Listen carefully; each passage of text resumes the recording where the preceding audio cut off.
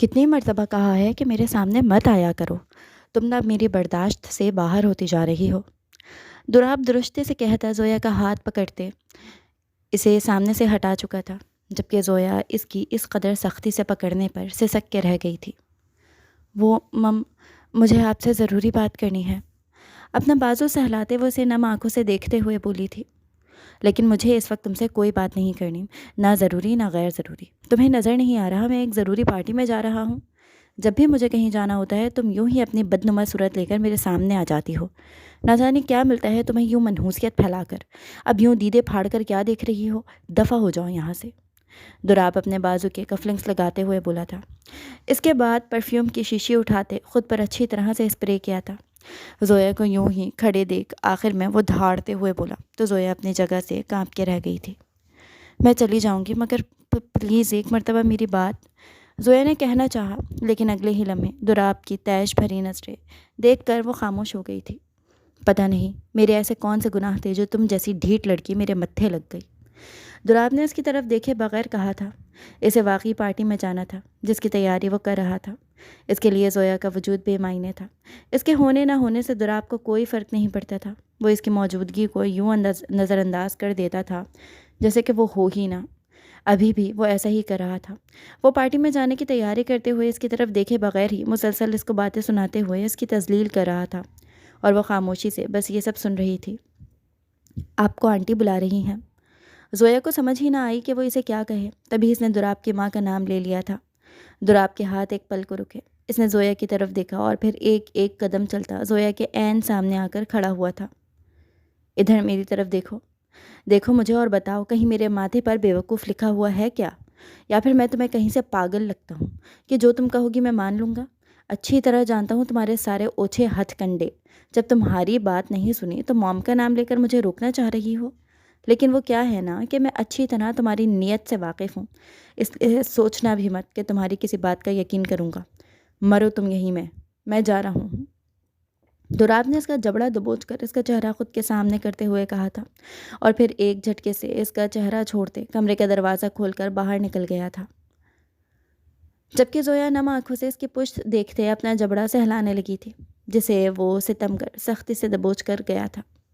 وہ ایک ہی گھر میں رہتے ہوئے بس دراب کی اسی رویے کی وجہ سے اس کے سامنے آنے سے گریز کرتی تھی، کیونکہ دراب کی باتیں اور لہجہ اسے بہت تکلیف دیتا تھا۔ ابھی بھی وہ اس کے سامنے نہیں آنا چاہتی تھی، مگر ریحانہ بیگم کے بلڈ پریشر کی ٹیبلٹ ختم ہو گئی تھی۔ یوں تو وہ ختم ہونے سے پہلے ہی دوسری ٹیبلٹ منگوا لیا کرتی تھی، لیکن اس مرتبہ وہ بھول گئی تھی، جس کا نتیجہ یہ نکلا کہ ان کے پاس آج رات کو کھانے کے لیے بھی ٹیبلٹ نہیں تھی۔ دن ہوتا تو وہ خود ہی جا کر لے آتی، مگر یہ اس کی بدقسمتی تھی جو وہ باہر اندھیرا پھیل چکا تھا، بلکہ اب کچھ ہی دیر میں عشاء کی اذانیں بھی ہونے والی تھیں۔ تبھی وہ دراب کے پاس آئی تھی تاکہ اسے بتا سکے کہ آتے ہوئے ریحانہ بیگم کی ٹیبلٹ لے آئے، مگر دراب اس کی بات سنے بغیر ہی چلا گیا تھا۔ اب کیا ہوگا؟ کیسے منگواؤں آنٹی کی میڈیسن؟ پریشانی سے اس نے خود سے کہا، اور پھر ایک آسودہ سانس ہوا کے سپرد کرتے کمرے سے باہر نکلی تھی۔ اس کا رخ ریحانہ بیگم کے کمرے کی جانب تھا۔ کیا ہوا؟ اس نے نہیں سنی تمہاری بات کیا؟ ریحانہ بیگم اس کا ستا چہرہ دیکھ کر سمجھ تو گئی تھی، مگر پھر بھی اس سے استفسار کیا تھا۔ نہیں وہ ذرا جلدی میں تھے تو بس اس لیے۔ زویا نے کہتے دراب کی صفائی دی تھی۔ وہ یوں ہی کرتی تھی، اس کی ہمیشہ یہی کوشش ہوتی تھی کہ ان کی آپس کی کوئی چپکلش یا کوئی بھی بات کمرے سے باہر نہ آئے۔ وہ ہمیشہ ہی بڑی مہارت سے بات چھپا لیا کرتی تھی، کیونکہ ریحانہ بیگم ہائی بلڈ پریشر اور دل کی مریض تھیں۔ زویا نہیں چاہتی تھی کہ کوئی بات انہیں پتہ چلے اور ان کی طبیعت خرابی کا باعث بنے، مگر وہ بھی ریحانہ بیگم تھی۔ وہ اس کے بنا کہے ہی جان جاتی تھیں کہ کوئی نہ کوئی بات ہوئی ہے، کیونکہ وہ اپنے بیٹے سے اچھی سے واقف تھیں۔ اسی لیے اکثر ان کا بی پی ہائی رہتا تھا، جسے وہ ٹیبلٹ سے کنٹرول کرتی رہتی تھی۔ سب جانتی ہوں میں، ریحانہ بیگم نے کہا، اور بیڈ سے اٹھنے کی کوشش کی تو زویا نے فوراً آگے بڑھ کر انہیں سہارا دیا تھا۔ کہاں جا رہی ہیں آپ؟ زویا نے ریحانہ بیگم سے پوچھا۔ مجھ مسافر نے کہاں جانا ہے، بس یہیں باہر لان میں جاؤں، گھبراہٹ ہو رہی ہے، ریحانہ بیگم نے کہا۔ زویا ایک دم پریشان ہوئی تھی۔ کیا ہوا آنٹی، آپ ٹھیک ہیں نا؟ یہ آپ کو اتنے پسینے کیوں آ رہے؟ آپ رکیے، میں ایمبولینس کو کال کرتی ہوں، ہم ابھی اسپتال جائیں گے۔ ریحانہ بیگم کے چہرے پر پسینہ دیکھ زویا ایک دم گھبرا سی گئی تھی، اوپر سے ان کا چہرہ بھی زرد پڑ رہا تھا۔ نہیں، اس کی ضرورت نہیں، ٹھنڈی ہوا لوں گی تو ٹھیک ہو جاؤں گی، ریحانہ بیگم نے کہا اور قدم آگے بڑھائے۔ زویا ان کو سہارا دیتے ان کے ساتھ ہی تھی۔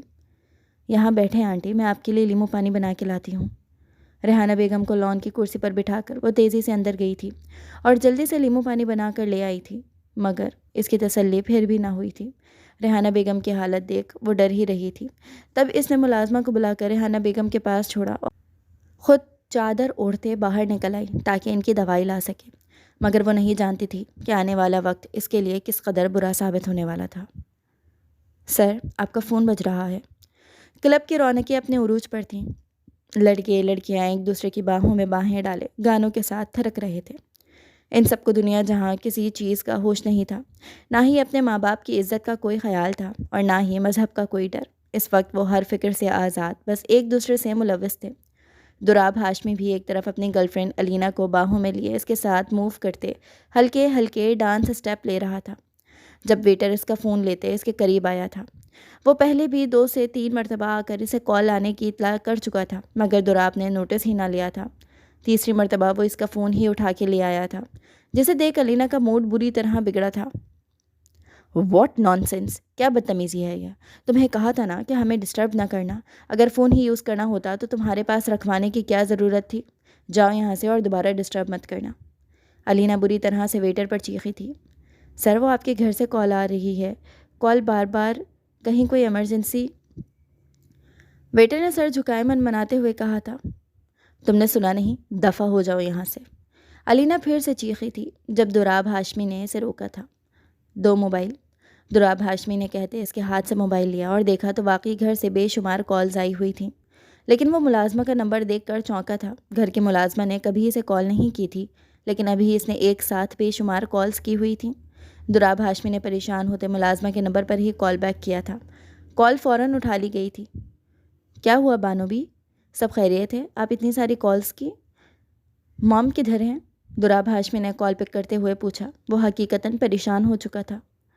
صاحب، خیریت نہیں ہے، بیگم صاحبہ کو پتہ نہیں کیا ہو گیا ہے، وہ گر کے بے ہوش ہو گئی ہیں، نہ آنکھیں کھول رہی ہیں اور نہ ہی انہیں سانس آ رہی ہے۔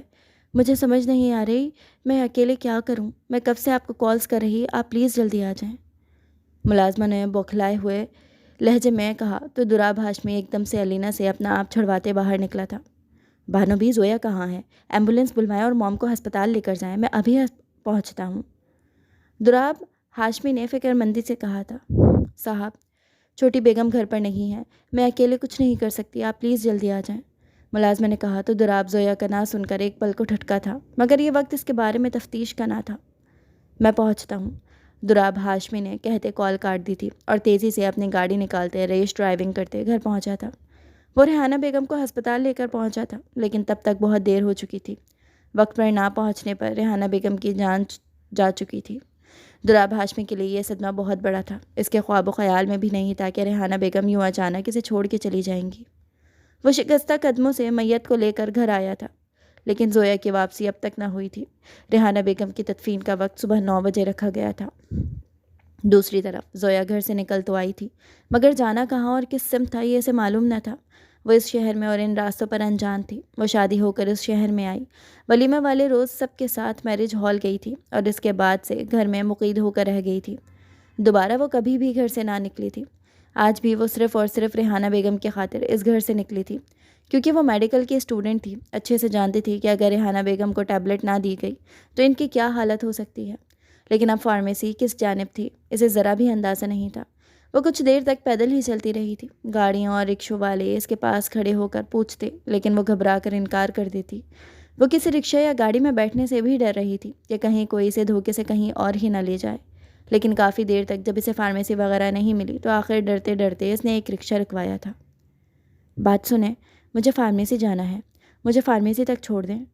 زویا نے رکشے والے سے کہا تو اس نے اسے بیٹھنے کا کہا تھا۔ وہ گھبراتے ہوئے رکشے میں بیٹھ گئی تھی۔ 15 منٹ کے بعد رکشے والے نے اسے ایک فارمیسی کے آگے اتارا۔ اس کو پیسے دیتے زویا فارمیسی میں گئی۔ اس نے مطلوبہ ٹیبلٹس لیں اور پھر فارمیسی سے باہر نکلی، مگر باہر نکلتے ہی اس کی گھبراہٹ میں ایک مرتبہ پھر اضافہ ہوا تھا۔ رکشے والا تو وہاں سے جا چکا تھا، مگر زویا کو سمجھ نہیں آ رہی تھی کہ اب وہ کہاں جائے۔ اسے تو گھر کا ایڈریس، ایون کہ کالونی اور بلاک بھی یاد نہیں تھا، اور نہ ہی سوسائٹی کا۔ وہ آدھی رات تک یوں ہی سڑک پر ماری ماری پھرتی رہی تھی اور پھر تھک ہار کر پاتھ پر بیٹھ گئی۔ جب ایک خاتون اس کے قریب آئی اور اسے اپنے ساتھ اپنے گھر چلنے کی آفر کی، زویا نے پہلے جھٹ سے انکار کر دیا، مگر پھر اس عورت کے سمجھانے پر وہ اس کے ساتھ چلنے پر رضامند ہو گئی تھی، کیونکہ ساری رات یوں سڑک پر بیٹھنا بھی ٹھیک نہیں تھا۔ وہ ساری رات اس نے جاگ کر بے چینی اور اضطرابی میں گزاری تھی۔ اسے شدت سے صبح ہونے کا انتظار تھا، مگر صبح تھی کہ ہونے کا نام ہی نہیں لے رہی تھی۔ اس رات کا ایک ایک لمحہ، ایک ایک پل زویا پر بہت بھاری گزرا تھا۔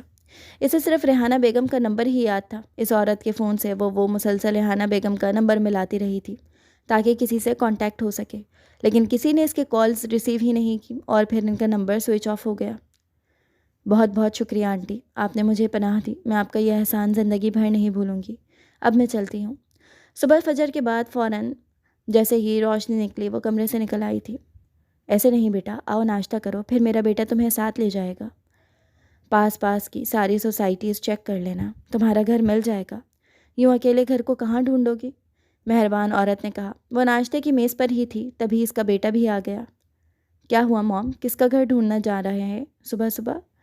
طلال اکبر نے کرسی کھینچ کر بیٹھتے اپنی ماں سے پوچھا، تو جواباً مسز اکبر نے اسے ساری بات کہہ سنائی تھی۔ اوہ ویری سیڈ، کیا نام ہے آپ کے شوہر کا؟ طلال اکبر اب زویا کی جانب مڑا تھا۔ دراب ہاشمی، زویا نے کچھ جھجکتے ہوئے کہا تھا۔ اوہ ریئلی، آپ ہیں دراب ہاشمی کی وائف؟ ویسے برا نہ مانے تو ایک بات کہوں، اپنے شوہر پر نظر رکھا کریں، اس کے لچھن کچھ ٹھیک نہیں ہیں۔ طلال اکبر نے پہلے حیران ہو کر زویا کو دیکھا اور پھر اس سے کہا تھا۔ زویا سمجھ گئی تھی کہ وہ کیا کہنا چاہ رہا تھا۔ طلال، کیا تم جانتے ہو اس کے شوہر کو؟ مسز اکبر نے پوچھا۔ یس موم، طلال نے اتنا ہی کہا۔ پھر تو بہت اچھا ہو گیا، ورنہ بچی جاں میں کہاں گھر کی تلاش میں ماری ماری پھرتی۔ تم ایسا کرو، ناشتے کے بعد اسے اس کے گھر ڈراپ کر دینا، بیچاری بچی رات سے بہت پریشان ہے۔ مسز اکبر نے کہا تو طلال نے سر اسپات میں ہلا دیا۔ مسز اکبر کے بہت اصرار پر بھی زویا نے ناشتہ نہ کیا تھا۔ اس کا دل بہت گھبرا رہا تھا۔ اس کی حالت دیکھتے طلال اسے لے کر فوراً گھر سے نکلا تھا۔ بس یہیں اتار دیں مجھے۔ گھر سے تھوڑے فاصلے پر پہنچتے زویا نے کہا تو طلال نے حیرت سے اس کی جانب دیکھا تھا اور پھر بغیر کچھ کہے اسے وہیں اتار دیا۔ زویا گھبراتے دل کے ساتھ گھر میں داخل ہوئی تھی۔ وہیں رک جاؤ، کہاں تھی تم رات بھر؟ کہاں اور کس کے ساتھ رنگ رلیاں مناتی رہی ہو؟ میری موم کے پاس تھی نا تم؟ بہت ان کا خیال رکھنے کا دعویٰ کرتی تھی نا، یہ خیال رکھا ہے تم نے میری موم کا؟ دراب ہاشمی سے دیکھتے چیختے ہوئے اس کی جانب آیا تھا اور پھر بغیر کسی کا لحاظ کیے شروع ہو گیا تھا۔ وہ دراب، میں تو آنٹی کی میڈیسن لینے گئی تھی۔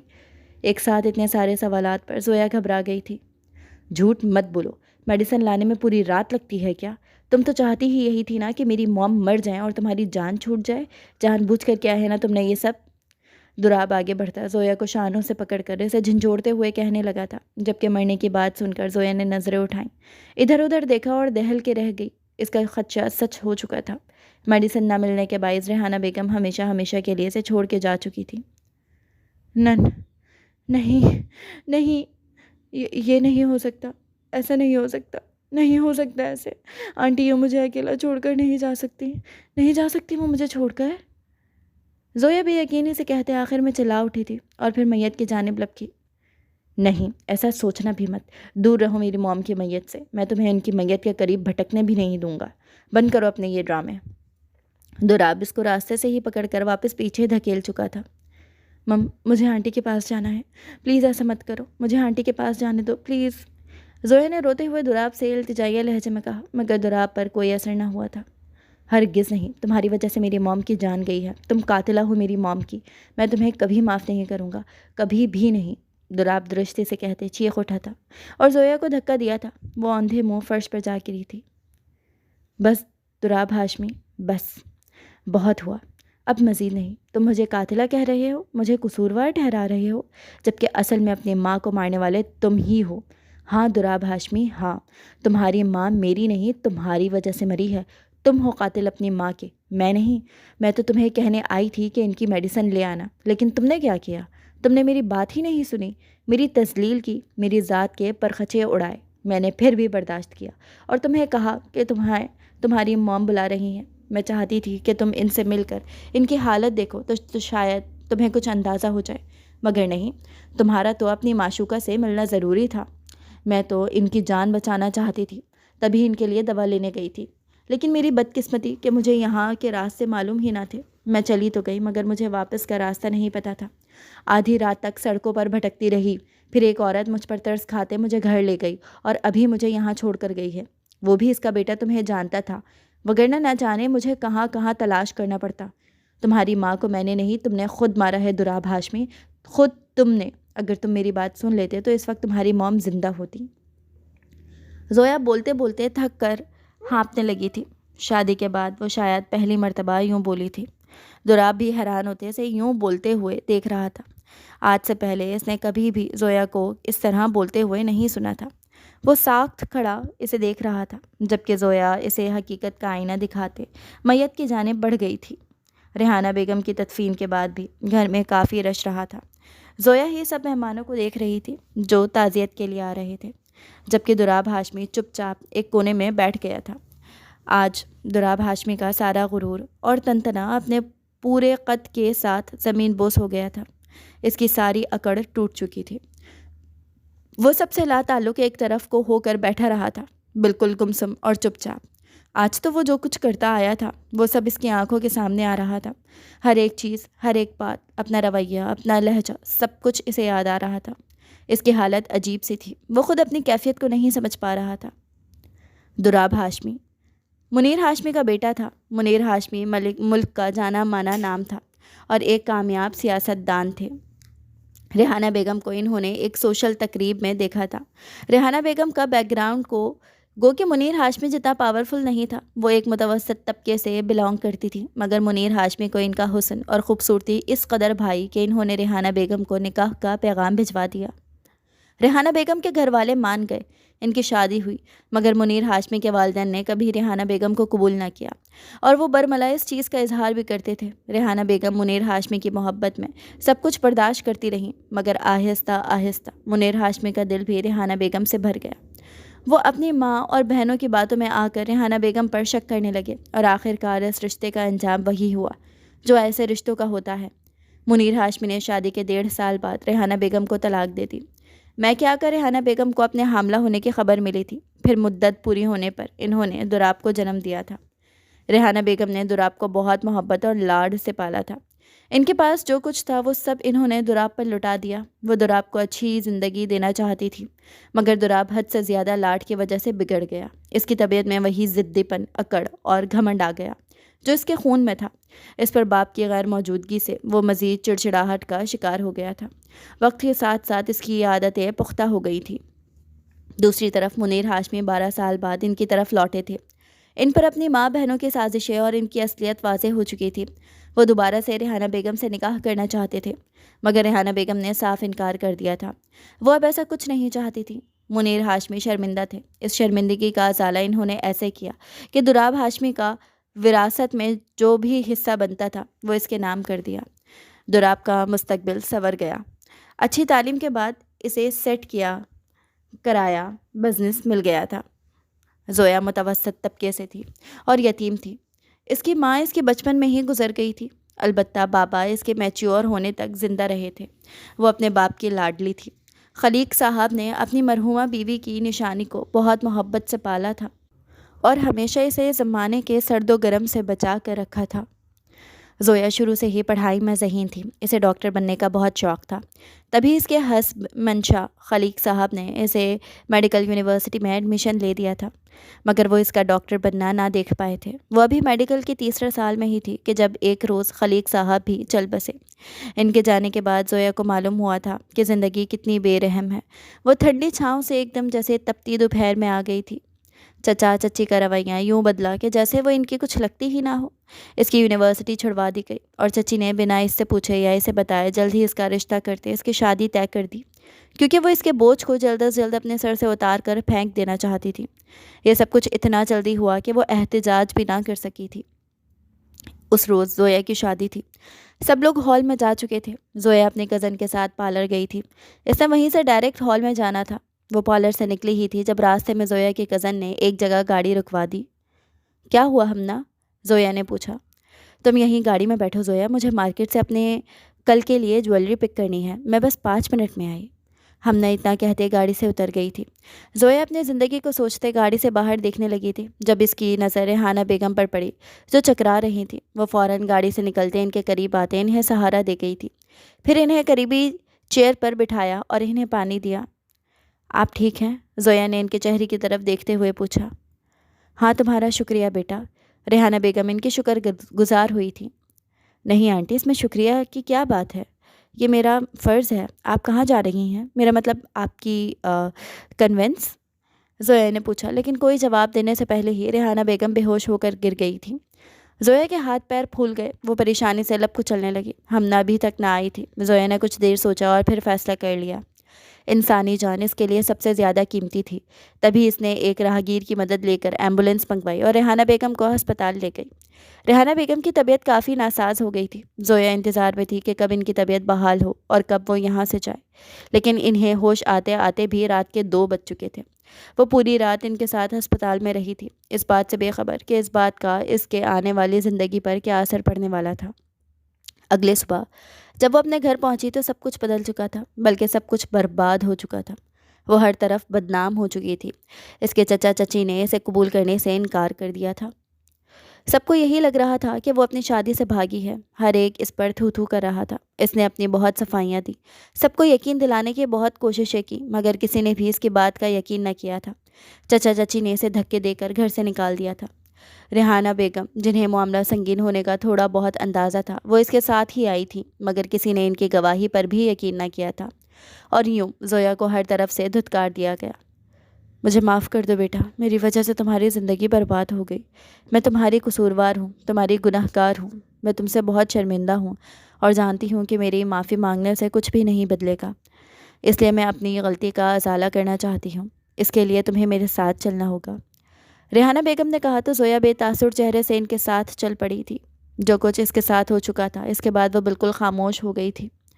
रेहाना बेगम इसे अपने साथ अपने घर ले आई थी, जो कि दूसरे शहर में था। ये कमरा अब से तुम्हारा है बेटा, मैं खाना भिजवाती हूँ तुम्हें, तुम खा लो। तब तक तुम्हारे कपड़े भी आ जाएंगे, मैंने ऑर्डर कर दिए हैं, फिर तुम चेंज करके आराम करना। रेहाना बेगम इसके दिलजोई करते कमरे से चली गई। कुछ देर में मुलाजमें इसके लिए खाना ले आई थी, मगर वो जूं का तूं पड़ा था। कपड़े आए तो वो भी यूं ही रहे थे। ज़ोया ने खोलकर देखने की जहमत तक नहीं की थी। दूसरी तरफ रेहाना बेगम ने दुराब को कॉल करते जल्दी घर आने के लिए कहा था।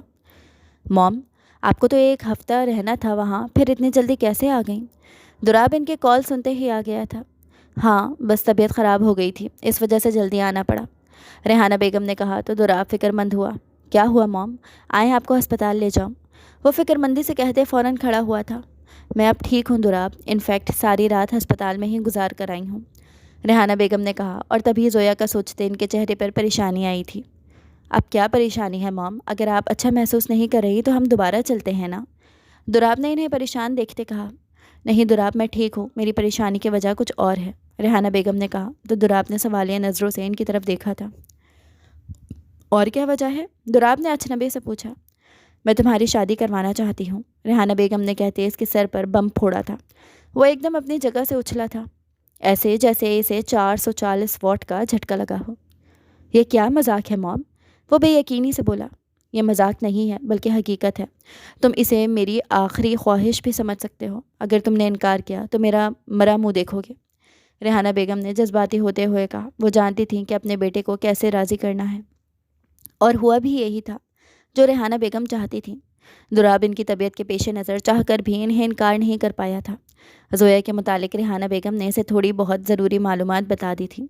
दुराब, जो किसी और से मोहब्बत करता था, वो इनकार करना चाहता था, मगर ना कर पाया। यूँ दुराब और ज़ोया की शादी हो गई। ज़ोया दुल्हन बने दुराब के कमरे में इसके बेड पर बैठी थी। वो बाकी दुल्हनों के बरक्स थी। इसने सुर्ख लिबास के बजाय सफ़ेद लिबास पहना हुआ था, जो इतना काम वाला नहीं था, लेकिन ज़ोया पर बेहद जच रहा था। हल्के से मेकअप और सादा सी ज्वेलरी में वो कल की बानिस्बत आज ज़्यादा खूबसूरत लग रही थी। रेहाना बेगम तो इसे देखते ही बेसाख्ता इसकी नज़र उतार कर रह गई थी।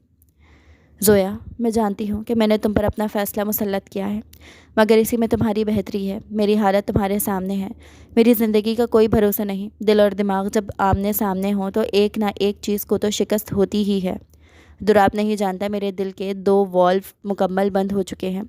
اس پر ہائی بلڈ پریشر نے اس چیز کو مزید رسکی کر دیا ہے، اس لیے میں تمہارا مستقبل سیکیور کرنا چاہتی تھی۔ دراب کو شروع سے ہی میں نے اکیلے پالا ہے، وہ ضدی اور چڑچڑا ہے، کچھ ہٹ دھرم بھی ہے، مگر مجھے یقین ہے کہ تک اپنی محبت سے اسے بدل لوگی، بس کچھ وقت کے لیے اسے برداشت کر لینا۔ ریحانہ بیگم نے اس کے سامنے بیٹھتے اسے دراب کے بارے میں بتاتے اس سے ریکویسٹ کی تو زویا نے سر اس بات میں ہلا دیا تھا۔ وہ ریحانہ بیگم کو ریلیکس کرنا چاہتی تھی، اسی لیے ذرا سا مسکرا دی تھی۔ ریحانہ بیگم اسے دعائیں دیتے کمرے سے چلی گئیں، جبکہ زویا کا چہرہ پھر سے بے تاثر ہو گیا تھا۔ وہ کافی دیر تک بیٹھی رہی تھی مگر دراب کمرے میں نہ آیا تھا۔ آخر وہ اٹھی اور چینج کرتے سو گئی تھی۔ اگلے روز ان کا ولیمہ ہال میں ہوا تھا۔ وہیں اس نے دراب کو دیکھا اور وہیں اسے اندازہ ہوا تھا کہ دراب ایک مغرور انسان تھا۔ شروع کے دنوں میں اسے دراب سے کچھ امیدیں رہی تھیں، وہ اس کے لیے بنتی سنورتی اس کا ہر حکم بجا لانے کے لیے ہمہ وقت تیار رہتی، مگر اس کی ان تمام تر کوششوں کے باوجود دراب نے اس میں کوئی دلچسپی نہ دکھائی تھی۔ وہ اسے یوں نظر انداز کرتا کہ جیسے وہ ہو ہی نہ۔ زویا کو کبھی کبھی بے حد دکھ ہوتا تھا۔ دراب کا نظر انداز کرنا اسے بری طرح چبھتا تھا۔ اس روز دراب کی برتھ ڈے تھی۔ ریحانہ بیگم نے ہمیشہ کی طرح اس کے لیے گھر میں چھوٹی سی پارٹی ارینج کی تھی، لیکن اس مرتبہ ان کے ساتھ زویا بھی تھی۔ زویا آج بے وجہ ہی خوش تھی، وہ بات بات پر مسکرا رہی تھی اور پورے دل سے تیار ہوئی تھی۔ پارٹی شروع ہو چکی تھی، بس صرف دراب کا انتظار تھا، مگر یہ انتظار ہی رہا۔ ریحانہ بیگم اسے بار بار فون کرتی رہیں، لیکن اس نے فون اٹھایا ہی نہیں۔ سب مہمان تھک ہار کر جا چکے تھے۔ ریحانہ بیگم نے ایک مرتبہ پھر سے اسے کال ملائی۔ اس مرتبہ اس نے کال اٹھا لی تھی۔ دراب کہاں ہو تم؟ میں کب سے تمہارا انتظار کر رہی ہوں۔ ریحانہ بیگم نے کہا تھا۔ I'm sorry mom، آپ سو جائیں، میں اپنے فرینڈس کے ساتھ ہوں، ان لوگوں نے میرے لیے پارٹی ارینج کی ہے، میں لیٹ آؤں گا۔ دراب نے کہتے کال کاٹ دی تھی۔ ریحانہ بیگم کو بہت برا لگا تھا۔ زویا ہی ان کو بہلاتی رہی تھی اور پھر انہیں دوائیاں کھلا کر سلا دیا۔ ان کو سلا کر وہ کمرے میں آئی اور دراب کا انتظار کرنے لگی۔ اسے دراب پر سخت غصہ آیا ہوا تھا۔ دراب 3 بجے گھر آیا تھا۔ اس کو دیکھ وہ فوراً اس کے سامنے آئی تھی۔ کہاں تھے آپ؟ آپ کو ذرا اندازہ بھی ہے کہ آنٹی نے آپ کے لیے کتنی ارینجمنٹس کی تھیں اور وہ آپ کا کتنا انتظار کر رہی تھی؟ زویا نے غصے سے پوچھا تو دراب کے ماتھے پر ناگواری سے بل پڑے تھے۔ وہ اس وقت بہت تھکا ہوا تھا، اسے سخت نیند آ رہی تھی۔ زویا کے سوال جواب پر اسے بے تحاشا غصہ آیا تھا۔ او پلیز شٹ اپ، میں کوئی لیکچر سننے کے موڈ میں نہیں ہوں، وہ درستی سے کہتے اس کے پاس سے گزر کر واش روم جانے لگا تھا، جب وہ ایک مرتبہ پھر اس کے سامنے آئی تھی۔ میں لیکچر نہیں دے رہی، آنٹی کتنا ہرٹ ہوئی ہیں آپ کو اندازہ بھی ہے، اور میں نے آپ کے لیے کتنی محنت کی، اپنے ہاتھوں سے آپ کے لیے آپ کا فیوریٹ کیک بنایا تھا، آپ کو کچھ خیال تو ہونا چاہیے تھا۔ زویا نے اسے احساس دلاتے ہوئے کہا، لیکن دراب کو بجائے احساس ہونے کے غصہ چڑھ گیا۔ لسن، میں نے تمہیں نہیں کہا تھا کچھ بھی ایسا کرنے کے لیے، تم نے جو کیا اپنی مرضی سے کیا، تمہیں کس نے کہا تھا میرے انتظار کرو؟ عجیب مصیبت گلے پڑ گئی ہے، میری بات کان کھول کر سنو، میں نے تم سے نکاح صرف موم کے کہنے پر کیا ہے، اس سے زیادہ کچھ نہیں۔ میری زندگی میں نہ تمہارے لیے ابھی کوئی جگہ ہے اور نہ ہی اس کے بعد کبھی ہوگی۔ میں کسی اور سے محبت کرتا ہوں اور اسی سے شادی کروں گا۔ تم یہاں صرف موم کی وجہ سے ہو، لہٰذا مجھ سے کوئی بھی امید وابستہ مت کرنا، یہ پہلی اور آخری بار بتا رہا ہوں تمہیں۔ دوبارہ اگر مجھ پر حق جتانے کی کوشش کی تو مجھ سے برا کوئی نہیں ہوگا، دراب نے سخت لہجے میں کہا تھا، اور زویا کو ہکا بکا چھوڑے واش روم چلا گیا۔ اس نے بہت اچھے سے زویا پر اس کی اہمیت ظاہر کر دی تھی۔ زویا شوق نظروں سے واش روم کے بند دروازے کو دیکھ کر رہ گئی تھی۔ اپنی اس قدر تذلیل پر وہ بری طرح سے رو دی تھی اور باقی کی رات اس نے روتے ہوئے ہی گزاری تھی۔ اگلی صبح وہ سمجھوتا کر چکی تھی، اپنی قسمت سے سمجھوتا۔ اس نے اس بات کو مان لیا تھا کہ اس کی قسمت میں یہی کچھ لکھا تھا۔ اس دن کے بعد سے اس نے واقعی دراب سے امید لگانی چھوڑ دی تھی۔ اس نے اپنی تمام تر توجہ ریحانہ بیگم کی طرف کر لی تھی۔ وہ ان میں خود کو الجھائے رکھتی تھی کہ اسے دراب کی بے رخی کی پرواہ ہی نہ ہوتی۔ جب کبھی ان دونوں کا سامنا ہو بھی جاتا تو بھی دراب بری طرح سے اس کی تذلیل کر دیا کرتا تھا۔ اس کو یہاں رہتے ہوئے 7 مہینے گزر چکے تھے۔ موسم بدل رہا تھا اور اس کا اثر زویا پر بھی ہوا تھا۔ اسے شدید بخار نے آ گھیرا تھا۔ وہ صبح سے کمرے میں بے سدھ پڑی تھی۔ دراب کمرے میں آیا تو اس کا موڈ سخت برہم تھا، کیونکہ ریحانہ بیگم نے اسے زویا کی کیفیت بتاتے اسے زویا کا خیال رکھنے اور ڈاکٹر کے پاس لے جانے کے لیے کہا تھا۔ کیا تماشا ہے یہ، نہ خاندان کا پتہ، نہ ذات کا، نہ جانے موم نے کہاں سے اٹھا کر تمہیں میرے سر پہ بٹھا دیا۔ دراب نے سخت غصے اور ناگواری سے کہا تھا۔ وہ اسے دیکھتے انگارے چباتا تنفر سے اسے دیکھ رہا تھا۔ اب ماں باپ مر گئے ہیں تو کیا قبر کھود کر انہیں لاؤں؟ زویا اسے کہنا چاہتی تھی مگر کہہ نہ سکی۔ دل ہی دل میں خود سے کہتی۔ وہ اپنی جگہ سے اٹھی تھی، آنکھوں میں بے بسی کی تحت آنسو آنے لگے تھے۔ دوراب نے اس کی آنکھوں میں آنسو چمکتے دیکھ لیے تھے لیکن کچھ نہ بولا۔ زویا واش روم گئی تھی۔ دوراب بیڈ پر لیٹ گیا اور بازو آنکھوں پر رکھتے آنکھیں موند لیں۔ اس نے زویا سے اس کی طبیعت پوچھنا گوارا نہ کیا تھا۔ اس کی آنکھ لگ گئی۔ کافی دیر بعد اس کی آنکھ کھلی تو اس نے دیکھا زویا کی جگہ خالی تھی۔ کیا مصیبت ہے، اب کہاں گئی ہے؟ دوراب دل ہی دل میں کلستے ہوئے کہتے اٹھا تھا۔ اگلے ہی لمحے اس کے ماتھے پر بل پڑے۔ زویا نیچے کارپیٹ پہ سو رہی تھی۔ یہ کیا ڈرامہ ہے اب؟ دوراب اس کے سر پر پہنچتے سے جھنجھوڑ کر پوچھنے لگا۔ زویا ہڑبڑا کر جاگی تھی۔ یہاں کیوں سو رہی ہو؟ دوراب نے ناگواری سے پوچھا۔ میں حقیر ذات ہوں نا، آپ کا مقابلہ نہیں کر سکتی، میری یہی اوقات ہے، زویا نم لہجے میں کہتی کروٹ بدل گئی تھی۔ دوراب کچھ دیر کھڑا غصے سے اسے گھورتا رہا اور پھر اپنا لیپ ٹاپ لے کر بیڈ پر بیٹھ گیا اور کام کرنے لگا۔ آدھی رات کا وقت تھا جب اسے زویا کی بڑبڑاہٹ سنائی دی۔ وہ شاید نیم بے ہوشی میں تھی اور ٹھنڈ سے کپ کپا رہی تھی۔ دوراب نے لیپ ٹاپ بند کیا اور اس کے قریب آتے اسے باہوں میں اٹھاتے بیڈ پر چھوڑا تھا۔ وہ بری طرح کپ کپا رہی تھی۔ دوراب کو کچھ سمجھ نہ آئی کہ وہ کیا کرے۔ اس کے پاس بیٹھتے وہ اسے اپنے ہاتھوں سے گرمائش دینے لگا تھا۔ کچھ ہی دیر میں زویا کا جسم نارمل ٹیمپریچر پر آ گیا اور اس کی کپ کپی بند ہو گئی۔ وہ گہری نیند سو گئی جبکہ دوراب کی نیند اڑ چکی تھی۔ اس کا دل بے اختیار ہو رہا تھا اور جذبات منہ زور ہو رہے تھے، لیکن وہ خود پر ضبط کرتے کمرے سے باہر نکل آیا تھا۔ اس نے ابھی تک زویا کو اس کا حق نہیں دیا تھا اور نہ ہی وہ ایسا کوئی ارادہ رکھتا تھا۔ ان کا رشتہ صرف کاغذی تھا اور بہت جلد وہ علینا سے شادی کرنے والا تھا، مگر وہ نہیں جانتا تھا کہ یہ سب ہو جائے گا۔ زویا کے ساتھ ضد کرتے کرتے وہ اپنی موم سے بھی غافل ہو گیا تھا۔ جب جب اسے زویا پر غصہ آتا تب تب اسے اپنی موم سے شکایت ہوتی کہ انہوں نے اسے کہاں پھنسا دیا تھا۔ گو کہ زویا اس سے بالکل لا تعلق تھی، لیکن اس کی وجہ سے علینا نے خاصا بڑا ایشو بنایا ہوا تھا۔ علینا نے پہلے تو اس کی شادی پر خوب ہنگامہ کیا تھا اور اب وہ بضد تھی کہ جب تک وہ زویا کو طلاق نہیں دے گا تب تک وہ اس سے شادی نہیں کرے گی۔ وہ اسے بتا بتا کر تھک گیا تھا کہ زویا کا اس کی زندگی میں کوئی عمل دخل نہیں ہے، مگر وہ نہیں مان رہی تھی اور اب موم کی اچانک موت نے اسے شدید صدمہ پہنچایا تھا۔ ریحانہ بیگم کی موت کو 40 دن گزر چکے تھے۔ زندگی اپنے معمول پر آ گئی تھی، مگر دوراب کی زندگی تو جیسے وہیں پر ہی رک سی گئی تھی۔ وہ اب تک وہیں تھا جب اس کی موم کا جنازہ اٹھا تھا۔ اتنے دن گزر جانے کے بعد بھی وہ اس صدمے سے نہ نکل پایا تھا۔ زویا ہر طرح سے اس کا خیال رکھ رہی تھی، مگر وہ بالکل بے تاثر بیٹھا رہتا۔ علینا بھی کہیں چکر لگا لیتی، مگر وہ اس کے سامنے بھی یوں ہی چپ چاپ رہتا۔ وہ اسے کالز اور میسیجز کرتی لیکن وہ اگنور کر دیتا۔ آج بھی علینا کو آئے کافی دیر گزر چکی تھی۔ دوراب بیڈ روم میں تھا تو وہ بھی سیدھی بیڈ روم میں ہی چلی گئی تھی۔ یہ وقت زویا پر بہت بھاری ہوتا تھا۔ اپنے شوہر کو کسی اور کے ساتھ دیکھ وہ پل پل جیتی اور پل پل مرتی تھی، مگر ضبط کے سوا کچھ نہیں کر پاتی تھی۔ ابھی بھی اس کی نظریں اپنے بیڈ روم کے دروازے پر ہی ٹکی تھیں جب کمرے کا دروازہ دھاڑ کے زوردار آواز سے کھلا تھا اور علینا دھواں دھار چہرہ لیے کمرے سے باہر آئی تھی۔ تم چڑیل بدچلن عورت، تمہیں تو میں چھوڑوں گی نہیں۔ پتہ نہیں کہاں کچرے سے اٹھ کر آ گئی ہو۔ کون سا جادو کیا ہے تم نے دوراب پر، بتاؤ مجھے۔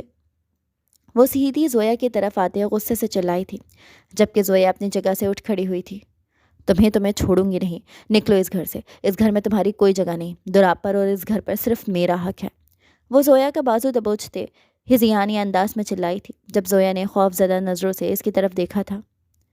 میں کہیں نہیں جاؤں گی، یہ میرا گھر ہے، زویا نے کمزور سی آواز میں کہا تھا اور وہ علینا کے تاثرات دیکھ خوف زدہ ہو گئی تھی۔